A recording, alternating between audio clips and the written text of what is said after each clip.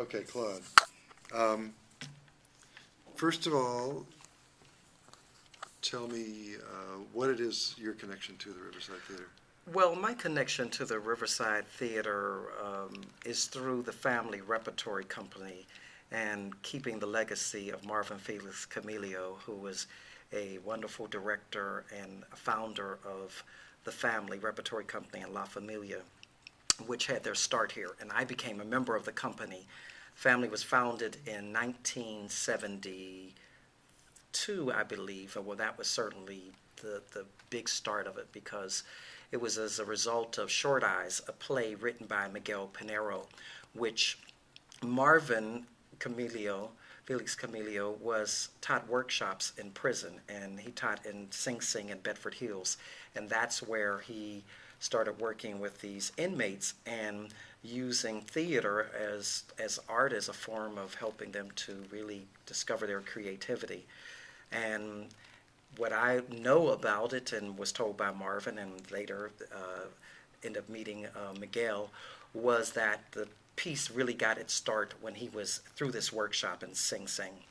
And it was later developed and into a play which came to Riverside Church and the theater, and later from Riverside it moved on to Broadway through Joseph Papp and the Shakespeare Festival. But it got its start here at the Riverside Theater. So when Joe Kinch, the director of the theater, mentioned at the Harlem Arts Alliance meeting about the 50th anniversary, and one of the first thing she mentioned was plays that got their start here, and she mentioned Short Eyes. I said, yes, I have to come and tell Marvin's story and continue the legacy, because Marvin passed away some years ago, but his legacy lives on through those who he touched through his writing and workshop.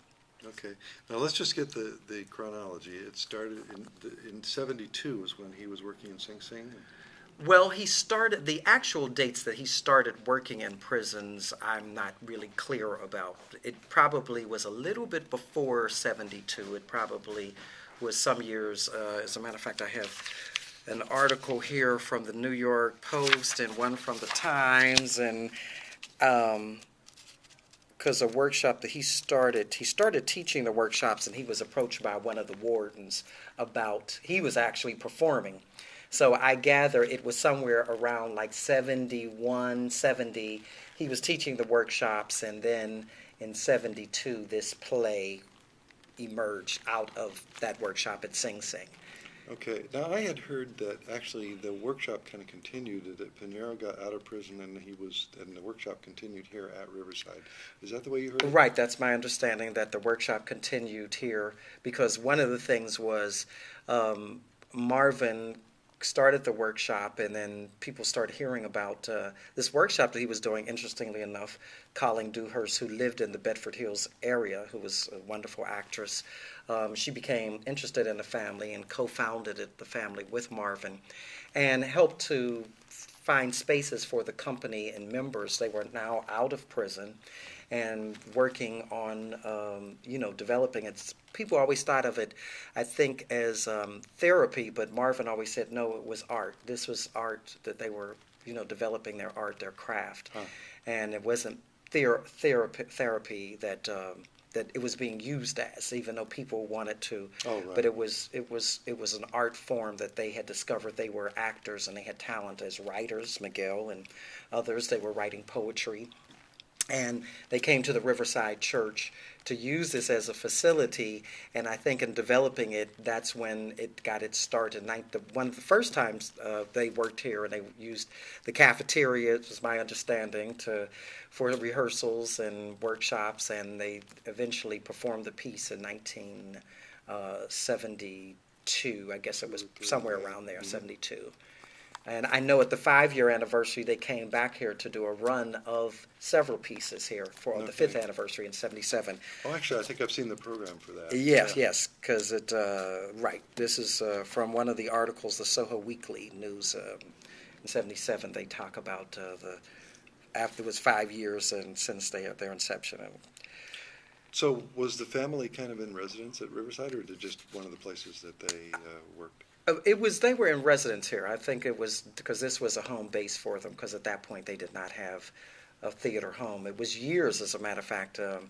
I came to the company not out of the prison system. The company had grown to include actors who, emerging actors and young talent and young artists who came to New York like myself or those who lived in the New York area. And the family started offering workshops in music. And like the workshop in prison that Marvin offered, Gilbert Price, who was a wonderful singer and three-time Tony Award nominee for Timbuktu and several other plays. He was teaching a voice workshop, and that's how I became acquainted with the family, and then became a member of the Repertory Company. And when was that? I came to New York and I got involved with the company in 78, 79, and took workshops with Gilbert Price and Raul Julia and a number of other wonderful artists who were around the family.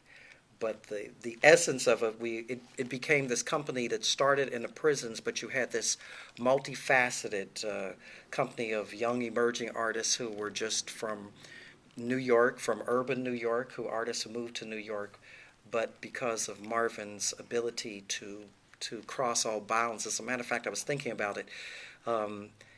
People talk about diversity. The family was called La Familia. We did plays in bilingual.